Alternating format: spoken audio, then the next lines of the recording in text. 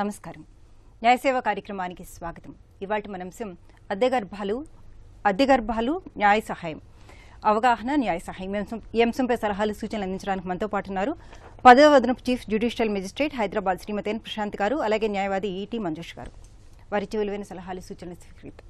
Judge గారు, surrogacy అంటే ఏంటి? ఈ చట్టంలో ఉన్న ముఖ్య ఉద్దేశం ఏంటి? సరగసి అనేది ఒక స్త్రీ ఒక కపుల్ కోసం లేదా ఒక జంట కోసము లేదా ఒక వ్యక్తి కోసము ఒక ప్రక్రియ ద్వారా ప్రసవించే ఒక ప్రక్రియ, ఒక బిడ్డని ప్రసవించే ప్రక్రియ. అంటే వేరే ఒక జంట కోసం ఆమె తన గర్భాన్ని వాళ్ళకి అద్దెకిస్తుంది ఈ చట్టం ప్రకారం. ఈ చట్టం యొక్క ముఖ్య ఉద్దేశం ఏంటంటే ఈ సరగసి ప్రొసీజర్స్ని రెగ్యులేట్ చేయటం, కానీ దాని తర్వాత వీటిని రెగ్యులేట్ చేస్తారు. అంటే ఆర్టిఫిషియల్ రిప్రొడక్టివ్ టెక్నాలజీ ప్రొసీజర్స్ అనేవి ఉంటాయి మనకి. అంటే ఐవీఎఫ్, ఐయుఐ అనేవి రకరకాల ప్రొసీజర్స్ ద్వారా లైక్ మనం గర్భధారణ అనేది బయట చేసి ఆ పిండాన్ని ఈ సరగేట్ మదర్లోకి ప్రవేశపెట్టబడుతుంది. ఆ తర్వాత ఆమె 9 నెలలు ఆ పిండాన్ని ఆమె గర్భంలో భరించి ప్రసవిస్తారు. దానికోసము రెగ్యులేట్ చేస్తారు ఈ యాక్ట్ కింద. అది 2021లో వచ్చింది ఈ యాక్ట్. ఓకే, మన దేశంలో ఈ సరోగసికి అనుమతులు ఉన్నాయండి? సరగసికి అనుమతులు ఉన్నాయండి. మనకి ఈ దేశంలో 2021లో యాక్ట్ వచ్చింది. 2022 25th జనవరి రోజు ఈ యాక్ట్ ఎఫెక్ట్లోకి వచ్చింది మన దేశంలో. మనకి ఈ యాక్ట్ ప్రకారం 2 రకాల సరగసీస్ ఉన్నాయి. ఆల్ట్రూయిస్టిక్ సరగసి అంటారు, కమర్షియల్ సరగసి అంటారు. ఆల్ట్రూయిస్టిక్ సరగసి అంటే పరోపకార సరగసి అంటారు మనకి తెలుగు దాంట్లో. అంటే ఎటువంటి మానిటరీ బెనిఫిట్ లేకుండా, అంటే ఈ సరగేట్ మదర్ అంటారు, లేకపోతే జనన తల్లి అంటారు. అండ్ ఈ ఆర్ ఇంటెండింగ్ సరగేట్ మదర్ అంటారు. ఈమె ద్వారా పిల్లల్ని కనాలనుకునే పేరెంట్స్ ని ఇంటెండింగ్ పేరెంట్స్ అంటారు, లేదా జనన తల్లిదండ్రులు అంటారు వాళ్ళని. సో వాళ్ళు ఆమెకి ఖర్చు అయ్యే మెడికల్ ఎక్స్పెన్సెస్ కానీ ఇంకేదైనా అటువంటి ఖర్చులు పెట్టుకునే దాన్ని, ఆ రీజన్స్ దాన్ని పరోపకార సరగసి అంటారు. సో ఆమె ఆ పిల్లని ఆ బిడ్డని కనిచ్చినందుకు ఎటువంటి అదర్ మానిటరీ బెనిఫిట్స్ అనేవి ఉండవు. అలాగనికి ఇంతకు ముందు, అంటే బిఫోర్ యాక్ట్ రాకముందు కమర్షియల్ సరగసి అనేది ఇండియాలో ఉండేది. దానికి మానిటరీ బెనిఫిట్స్ అంటే ఆ బిడ్డని ప్రసవించి ఇచ్చినందుకు ఆమె కొంత ధనం ఇచ్చేవాళ్ళు వాళ్ళు. దాన్ని ఇప్పుడు బ్యాన్ చేశారు ఈ యాక్ట్ ప్రకారం. కాబట్టి కమర్షియల్ సరగసి అనేది మనకి బ్యాన్ అయి ఉంది. కాబట్టి ఈ పరోపకార సరగసి అనేది ఉంది. సో ఈ గెస్టేషనల్ సరగసి అనేది మనకి ఇప్పుడు, అంటే దీనిలో ఏ పద్ధతి ద్వారా ఈమె ఈ బిడ్డని కనివ్వచ్చు ఈ సరగేట్ మదర్ అంటే, ఇందాక నేను చెప్పినట్టు ఆర్టిఫిషియల్ రిప్రొడక్టివ్ ప్రొసీజర్స్ ప్రకారం ఐవీఎఫ్, ఐయుఐ ఇంకా చాలా పద్ధతులు ఉన్నాయి. దాని ద్వారా బిడ్డని బయట ఫలదీకరణ చెందింపజేసి ఆమె ప్రసవంలోకి పెట్టి, ఆ తర్వాత గర్భంలోకి పెట్టి ఆమె 9 నెలల తర్వాత ప్రసవించి వాళ్ళకి బిడ్డని ఇచ్చేస్తుంది. ఓకే, ఈ 9 నెలల పాటు ఆవిడకి వచ్చే అంటే హెల్త్ ఇష్యూస్ ఏమన్నా రావచ్చు, అవన్నీ కూడా ఎవరు భరించాలి?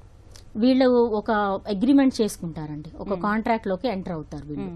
ఈ తల్లిదండ్రులు అంటే ఇంటెండింగ్ పేరెంట్స్ ఈ సరగేట్ మదర్ ఒక కాంట్రాక్ట్ లోకి ఎంటర్ అయ్యి అగ్రిమెంట్ ఆమె ఇష్ట ప్రకారం ఒప్పుకొని, ఆమె కన్సెంట్ అనేది ఒక అఫిడవిట్ లాగా రాసి ఇవ్వాల్సి ఉంటుంది. ఆమె ఇచ్చిన తర్వాత ఆ అగ్రిమెంట్ ప్రకారం, ఒప్పందం ప్రకారం వాళ్ళు ఆమెకి 36 నెలల పాటు ఇన్సూరెన్స్ కవరేజ్ కూడా ఇవ్వాల్సిన అవసరం ఉంది. అంటే ఈమె బిడ్డని ప్రసవించిన తర్వాత కూడా ఏమైనా ప్రాబ్లమ్స్ వస్తే కనుక అది కూడా కవర్ అవుతుంది. ఒకవేళ అనివార్య కారణం వల్ల డెత్ లాంటిది ఏమైనా జరిగినా కూడా అది కూడా ఇన్సూరెన్స్ లో కవర్ అవుతుంది. అండ్ ఈ పేరెంట్స్ ఎలాగంటే జ్యుడిషియల్ ఫస్ట్ క్లాస్ మ్యాజిస్ట్రేట్ కోర్టులో సెక్షన్ 4 ఆఫ్ ది యాక్ట్ ప్రకారము వాళ్ళు ఒక అప్లికేషన్ పెట్టుకోవాలి. దట్ మాకు ఇట్లాగా మెడికల్ బోర్డు, డిస్ట్రిక్ట్ మెడికల్ బోర్డుని వీళ్ళు అప్రోచ్ అయితే ఈ పేరెంట్స్లో ఇద్దరిలో ఎవరైనా ఒకళ్ళకి కానీ ఇద్దరికి కానీ ఒక మెడికల్ ప్రాబ్లం ఉంది, మెడికల్ ఇండికేషన్ ఆఫ్ సరగసి అని, అంటే సరగసి ద్వారా వీళ్ళని బిడ్డని కనాల్సిన అవసరం ఉంది అని చెప్పి వాళ్ళు ఒక సర్టిఫికేట్ ఇస్తారు. ఆ సర్టిఫికేట్ని పెడుతూ వాళ్ళ ఆధార్ కార్డ్స్, ఆ సరగేట్ మదర్ యొక్క ఆధార్ కార్డ్స్, వీళ్ళ మ్యారేజ్ సర్టిఫికేట్, ఈ మదర్ యొక్క కన్సెంట్ ఫామ్, వీళ్ళ ఇన్సూరెన్స్ కవరేజ్, ఇవన్నీ కూడా పెట్టి ప్రూఫ్స్ గా కోర్టు ముందు అప్లికేషన్ వేస్తే ఇవన్నీ కన్సిడర్ చేస్తూ కోర్టు ఒక ఆర్డర్ ఇస్తుంది. దాన్ని lawful parentage and custody order అని చెప్పి ఇస్తారు. అది బిడ్డ పుట్టిన తర్వాత అది బర్త్ ఎఫిడవిట్ గా పనికొస్తుంది. అంటే వీళ్ళని లాఫుల్ పేరెంట్స్ గా డిక్లేర్ చేస్తుంది అది. దాని ప్రకారం ఈవిడ సరగేట్ మదర్, వీళ్ళు లాఫుల్ పేరెంట్స్ అవుతారు. ఓకే, సో బిడ్డని కానీ వాళ్ళకి ఇచ్చేసిన తర్వాత కన్న తల్లికి ఎలాంటి హక్కులు ఉంటాయి ఆ బిడ్డ మీద? లేదండి, ఆవిడకి ఎటువంటి హక్కులు ఉండవు. ఆమె కేవలం సరగేట్ మదర్ మాత్రమే, అంతే. అంటే బిడ్డను కన్నిచ్చే వరకే ఆమెకి ఎటువంటి ఇది ఉంటుంది తప్పితే హక్కులన్నీ కూడా ఆ పేరెంట్స్ కి మాత్రమే ఉంటాయండి. అదే చెప్తున్నాం కదా, lawful parentage and custody order అనేది ఇచ్చేది ఉంది. దానిలో వాళ్ళకే అన్ని హక్కులు ఉంటాయి. బిడ్డ మీద. అలాగే ప్రెగ్నెన్సీ టైంలో ఎవరితో ఉండొచ్చు, అంటే తను విడిగా ఉండొచ్చా, లేకపోతే కంపల్సరీ ఈ పేరెంట్స్తోనే ఉండాల్సి ఉంటుందంట? ఎవరైతే అద్దె గర్భం తీసుకుంటున్నారో వాళ్ళతో ఉండాల్సిన అవసరం ఏమీ లేదండి. కానీ ఆమె అవసరాలన్నీ, అంటే మెడికల్ ఎక్స్పెన్సెస్ కావచ్చు, ఇంకా పోషణ కానీ అవన్నీ వీళ్ళు భరించాల్సిన అవసరం ఉంటుంది. వాళ్ళ అగ్రిమెంట్ లో రాసుకుంటారు, అంతవరకు ఎక్స్పెన్సెస్ వాళ్ళు ఇవ్వచ్చు. అండ్ ఈవిడ కూడా వాళ్ళకి దగ్గర చుట్టమై ఉండాల్సిన అవసరం ఉంది. అవుట్ సైడర్స్ ఎవరు కూడా వీళ్ళకి ఈ బిడ్డను కానివ్వకూడదు అనేది చట్టం చెప్తుంది. ఓకే ఓకే మంజుష్ గారు, ఈ సరోగసీకి ఎవరెవరు అర్హులు, ఎవరెవరు అనర్హులు? సరోగసి తీసుకునే ముందర యాక్చువల్లీ ఇదేంటంటే ఇప్పుడు ఎలాగ మేడం చెప్పారో అది అద్దె గర్భం. అంటే గర్భాన్ని వాళ్ళు ఇస్తున్నప్పుడు వాళ్ళు ఎక్కడన్నా దగ్గర చుట్టమై ఉండాలి. వాళ్ళకి వాళ్ళంతటా వాళ్ళు ఓన్ విల్ అండ్ కన్సెంట్, వాళ్ళ ఇంట్రెస్ట్ తోటి వాళ్ళంతటా వాళ్ళు రావాలి. ఎవరు కూడా ఫోర్స్ చేయకూడదు, ప్రెషర్ చేయకూడదు. వాళ్ళు ఇచ్చిన ఆ పీరియడ్ లో వాళ్ళకి ఎలాంటి లాభం ఉండదు. వాళ్ళు అందులో ఉన్నది ఒకటేంటంటే వాళ్ళ ఈ పీరియడ్ అన్నిటికీ కూడాను వాళ్ళు ఓన్లీ వాళ్ళ న్యూట్రిషన్కి కానీ, మందులకి కానీ, హాస్పిటల్కి కానీ, చెకప్స్కి కానీ వీటికి మాత్రమే వాళ్ళు మనీ ఇవ్వడం జరుగుతుంది. దాంతోపాటుగా ఈ 36 months ఒక ఇన్సూరెన్స్ మాత్రమే ఉంటుంది. సో వాళ్ళ ఏజ్ కూడాను 25 to 35 years మధ్యలో ఉండాలి. ఓకే ఓకే వాళ్ళు ఇండియన్ సిటిజన్ అయి ఉండాలి. వాళ్ళు వీళ్ళకి దగ్గరగా పరిచయం ఉన్న దగ్గర వ్యక్తి అయి ఉండాలి. అంటే బంధువులే అవ్వచ్చా, తెలిసిన వాళ్ళు కూడా అవ్వచ్చా అండి? That depends. ఎవరైతే ఇంట్రెస్ట్ వస్తారో దగ్గర వాళ్ళు అనే చెప్తారు. But actually that some times is overlooked అనుకోండి. అండ్ ఎవరైతే తీసుకుంటున్నారో ఇంటెండింగ్ పేరెంట్స్ ఎవరైతే ఉంటారో వాళ్ళిద్దరూ కూడాను మ్యారేజ్ అయి ఉండాలి, ఇండియన్ సిటిజన్స్ అయి ఉండాలి. వాళ్ళిద్దరికి కూడా ఇప్పుడు ఒకవేళ భార్య అయితే కనుక ఈ లైక్ ప్రొడ్యూస్ చేసే అంటే రిప్రొడక్షన్ కి ప్రాబ్లం ఉండాలి. అంటే ఫర్టిలిటీ అనేది తక్కువ ఉందనో, లేకపోతే మగవారైతే హస్బెండ్ కి అయితే కనుక ఫర్టిలిటీ లేదు అన్నప్పుడు సర్టిఫికేట్ తీసుకోవాలి. మెడికల్ బోర్డు నుంచి వాళ్ళు ఒక సర్టిఫికేట్ తీసుకోవాలి, ఇన్ఫర్టిలిటీ ఉంది కాబట్టి సరోగసికి వెళ్తున్నాము అని. దాంతో పాటుగా వాళ్ళ ఏజ్ అయితే ఏదైతే ఉందో 55 లోపల ఉండాలి వాళ్ళకి. 25 నుంచి 55 లోపల.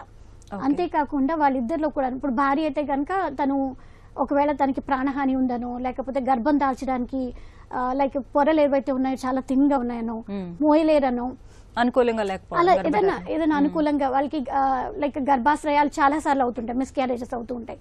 ఒక 5 సార్లు అయినాయి అనో, వాళ్ళ పెళ్ళై కూడా ఒక 5 సంవత్సరాలు నిండి ఉండాలి. అంటే ఇమీడియట్ గా పెళ్ళవంగానే సరోగసికి వెళ్ళడం అనేది కూడా ఉండదు.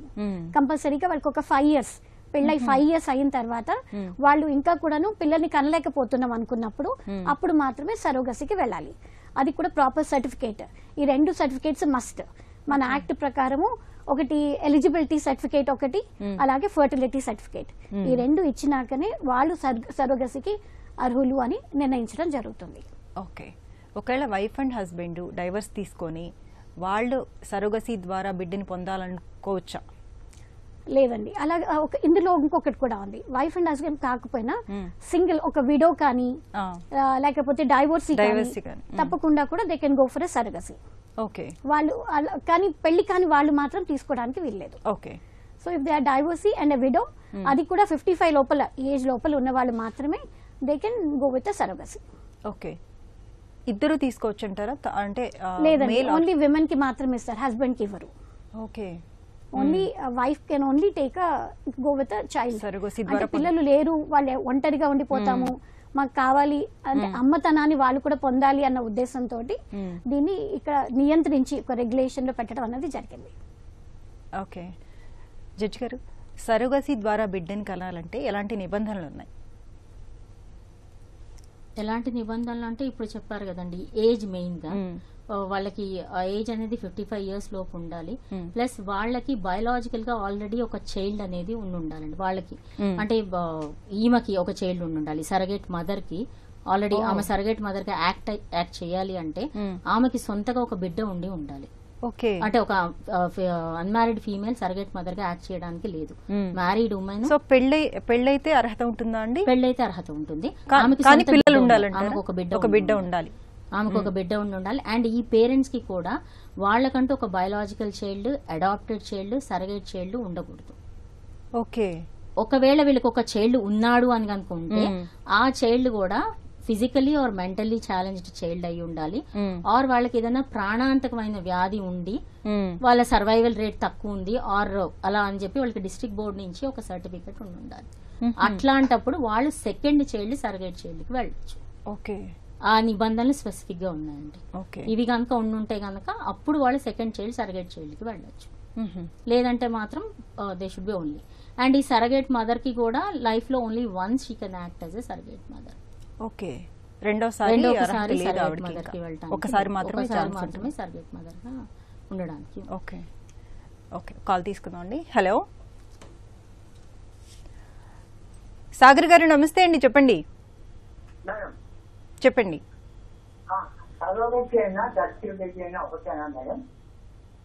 ఇంకొకసారి చెప్పండి.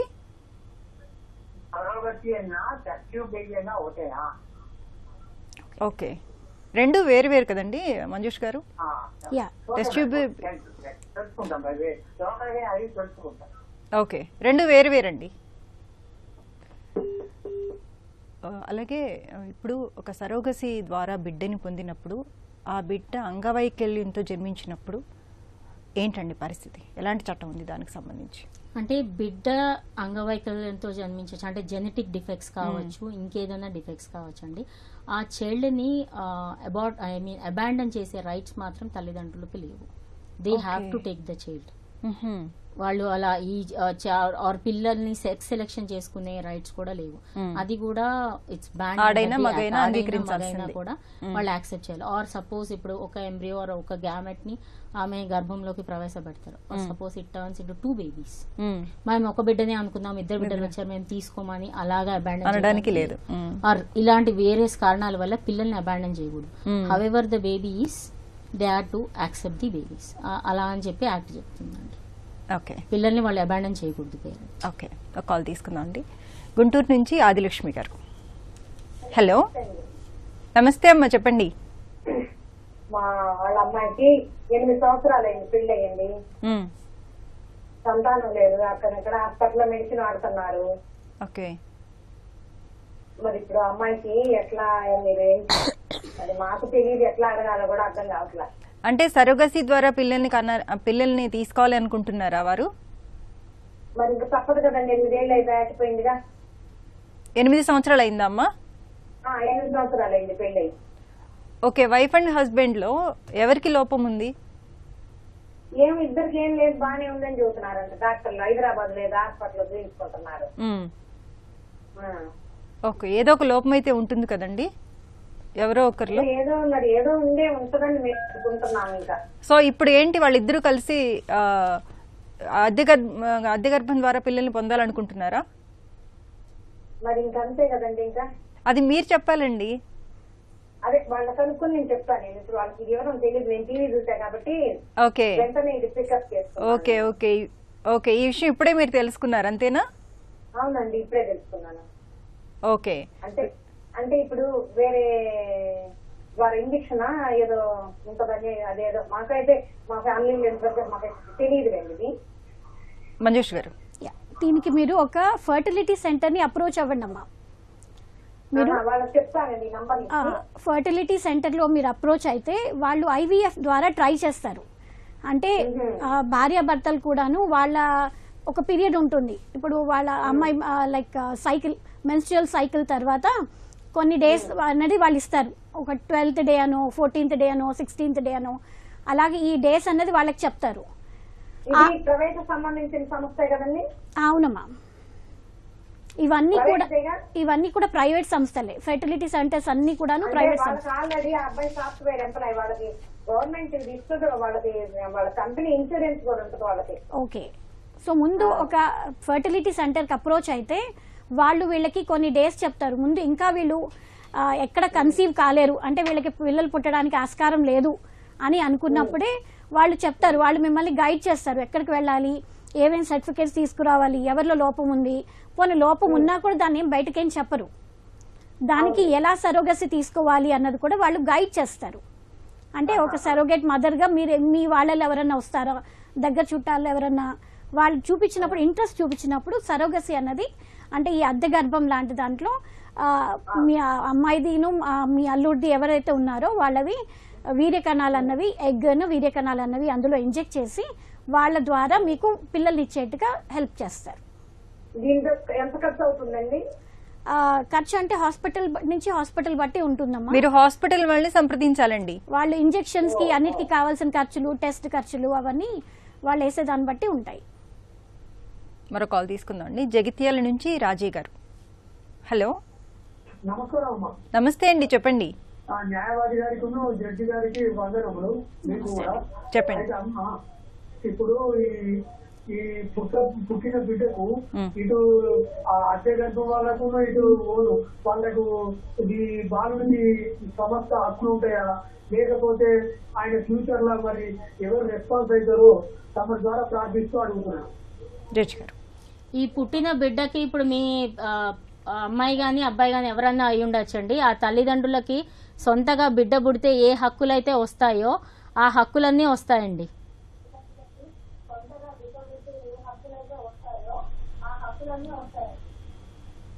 హలో రాజీ గారు, వింటున్నారా అండి?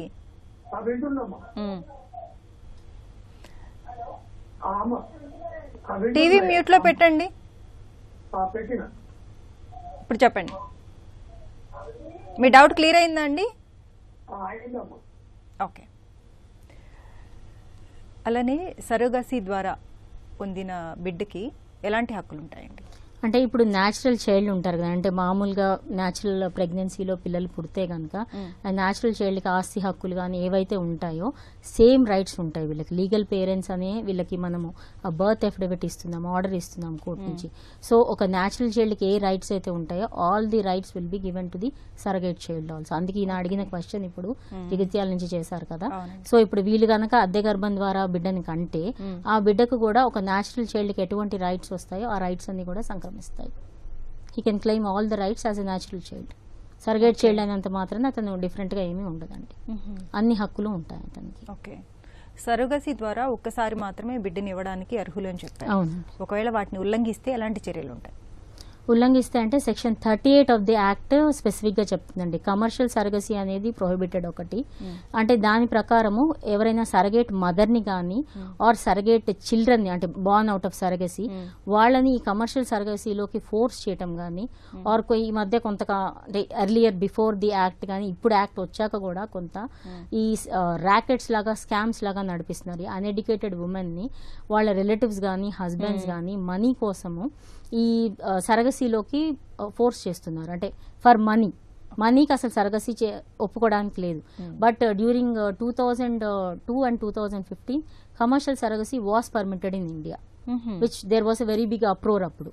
అంటే చాలా పెద్ద బిజినెస్ లాగా నడిచింది. సో ఇప్పటికీ కూడా అది కొంత అంటే ఇలీగల్ గా నడుస్తుంది కొన్ని రాష్ట్రాల్లో. మన రాష్ట్రంలో కూడా జరుగుతుందని దేర్ ఆర్ రిపోర్ట్స్, బయటికి రావటం లేదు. సో అట్లా జరిగితే గనక అది గనక బయటికి వస్తే ఆర్ ఈ సెక్స్ సెలెక్షన్ ద్వారా కానీ ఈ గ్యామెట్స్ అండ్ ఎంబ్రియోస్ ని బయట దేశాలకి ఇంపోర్ట్ చేయటం కానీ వీళ్ళని ఫోర్స్ చేసినట్టు కానీ ఆర్ ఈ సరోగసీ క్లినిక్స్ అనేవి or practitioners and medical practitioners, gynaecologist, embryologist వీళ్ళు ఎవరైనా కూడా వీళ్ళని కమర్షియల్ సరగసీలోకి ఫోర్స్ చేస్తే they are punishable under the act for 10 years punishment ఉంటుంది, 10 lakhs వరకు ఫైన్ ఉంటుందండి. ఓకే. అలాగే సరోగసీ ద్వారా బిడ్డను కన్న తల్లి ఆ బిడ్డని ఇవ్వడానికి నిరాకరించినప్పుడు ఎలాంటి శిక్ష పడుతుంది, ఎలాంటి చట్టాలు ఉన్నాయి దానికి సంబంధించి? నిరాకరించే హక్కులైతే ఆమెకి లేవండి. లైక్ ఇప్పటి వరకు అటువంటిది కేసులు మాకు వరకు రాలేదు. బట్ నిరాకరించే హక్కు అయితే ఆమెకు లేదు. చెప్తున్నాం కదా, ఆమెకు ఎటువంటి హక్కు ఉండదు బిడ్డ మీద. ఆమెకంటూ శిక్ష అనేది ఏమీ ప్రిస్క్రైబ్ చేయలేదు యాక్ట్ లో. ఆమెకైతే బిడ్డ మీద ఎటువంటి హక్కు ఉండదు. ఆమెకు కానీ బిడ్డను ఇచ్చేసేయాలి ఆమె, అంతవరకే ఆమెకి హక్కు. అంటే ఆ 9 నెలల వరకు ఆమె ఆరోగ్యానికి సంబంధించి ఆమె ఎక్స్పెన్సెస్, పోస్ట్ పార్టమ్ డెలివరీ తర్వాత ఆ ఇన్సూరెన్స్, ఆమెని ఫోర్స్ చేసి బిడ్డని కనమంటాము ఆర్ ఫోర్స్ఫుల్ గా ఆ టైంలో ఆమె కన్సెంట్ కి అగెనిస్ట్ గా అబార్ట్ చేసుకోమంటాము, ఇట్లాంటివి ఆమెను ఫోర్స్ చేయలేము. కానీ ఆమెకంటూ బిడ్డ మీద హక్కులు అనేవి ఉండవండి. Only the parents, intending parents కి మాత్రమే హక్కులు ఉంటాయి ఆ బిడ్డ మీద. ఓకే. పొదిలి నుంచి Chinnamma garu. Hello hello hello hello madam. వినిపిస్తుందమ్మా, చెప్పండి మీ సమస్య ఏంటో. నేను 7వ మంత్ ప్రెగ్నెంట్ మేడం. కడుపులో బేబీకి ముక్కు తక్కువగా ఉందని చెప్పారు. ఓకే. దానివల్ల సైడ్ ఎఫెక్ట్స్ అని అంటే మీరు ఎవరికైనా అద్దె గర్భం ఇచ్చారా అమ్మా? లేదు మేడం. ఓకే, ఈరోజు మాట్లాడుకుంటుంది మనం అద్దె గర్భం గురించి అమ్మా. సరే మేడం. ఓకే జడ్జి గారు, అలానే ఒక్కసారి బిడ్డని వారికి తల్లిదండ్రులకి ఇచ్చేసిన తర్వాత వాళ్ళు ఆ బిడ్డని సరిగ్గా చూసుకుంటున్నారా లేదా అనేది ఎవరు అబ్జర్వ్ చేస్తారు? ఉంటుందా వాళ్ళ మీద అబ్జర్వేషన్ అనేది ఉంటుందా అసలు? జనరల్గా అంత ఇది ఏమి మానిటరింగ్ అనేది ఈ యాక్ట్ ప్రకారం అయితే లేదండి. ఓన్లీ బిడ్డని కనేంత వరకు, బిడ్డని అందజేసేంత వరకే ఉంటుంది. ఆ తర్వాత కంటిన్యూషన్ ఆఫ్ దిస్ అంటే మానిటరైజేషన్ ఆ పేరెంట్సే చూసుకోవాల్సి ఉంటుందండి. ఓకే, అబాండన్ చేసే రైట్స్ అయితే వాళ్ళకి ఉండవు. They have to take care of the kid. ఒక్కవేళ అబాండన్ చేస్తే వాళ్ళని చైల్డ్ కేర్ ఇన్స్టిట్యూట్స్ కి వాళ్ళకి ఇచ్చేస్తారు వీళ్ళు, ఒకవేళ అబాండన్ చేస్తే దీని ప్రకారం.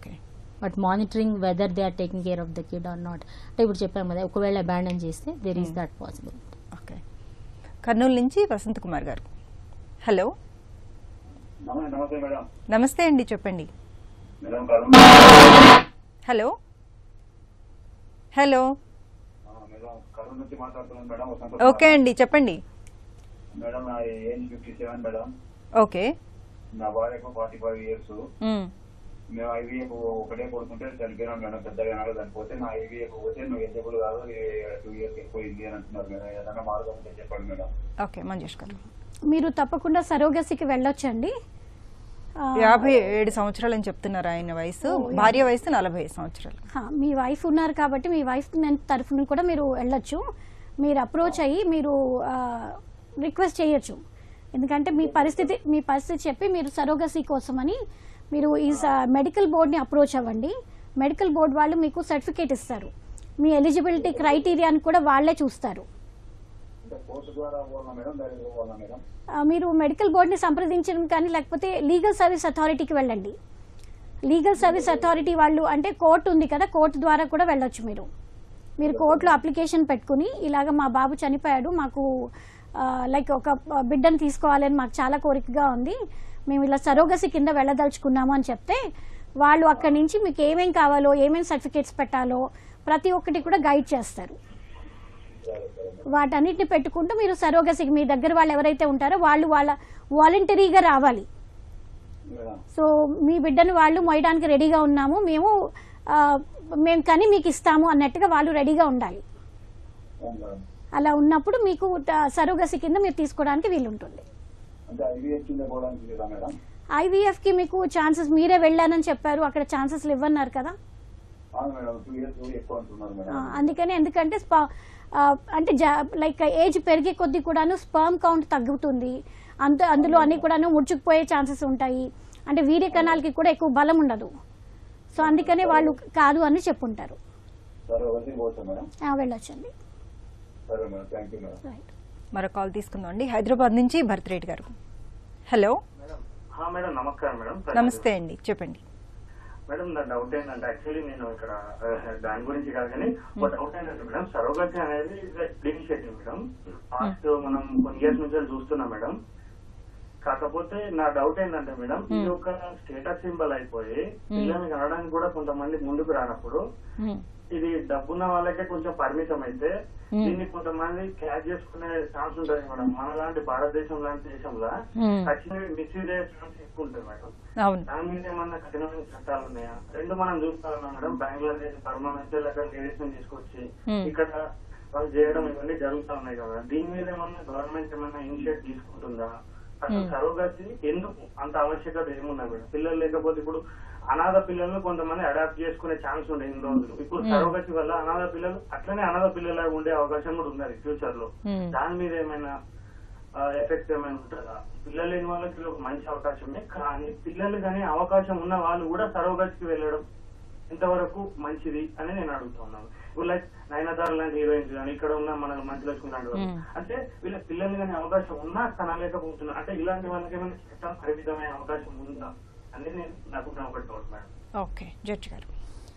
భరత్ గారు, మీరు అడిగిన క్వశ్చన్ కరెక్టేనండి. కానీ యాక్ట్ ప్రకారము వాళ్ళు డిస్ట్రిక్ట్ మెడికల్ బోర్డుకి వెళ్ళి వాళ్ళకి మెడికల్ ఇండికేషన్ ఒక సర్టిఫికేట్ తీసుకోవాలండి.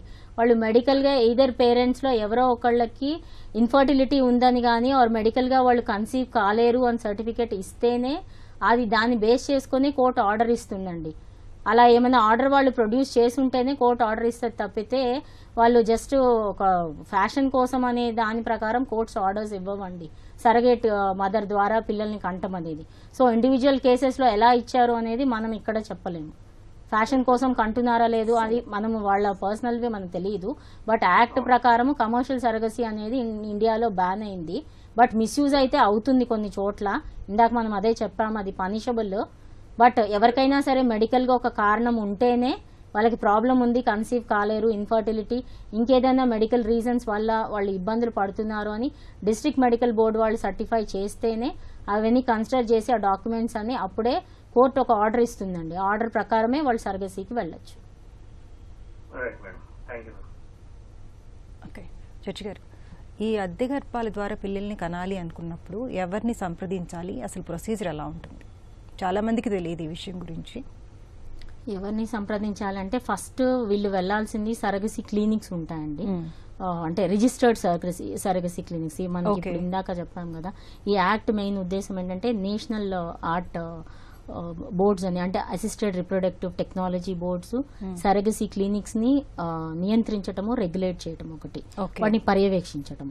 సో అవి రిజిస్ట్రేషన్ ఒకటి సెక్షన్ 11 నుంచి 15 to 16 ప్రావిజన్స్ వరకు వాటి రిజిస్ట్రేషన్, దాని తర్వాత క్యాన్సిలేషన్ కూడా ఉంటుంది. అంటే ఈ రిజిస్ట్రేషన్ అనేది వీళ్ళు అప్రోప్రియేట్ అథారిటీ అనేది ఈ యాక్ట్ కింద ఉంటుంది.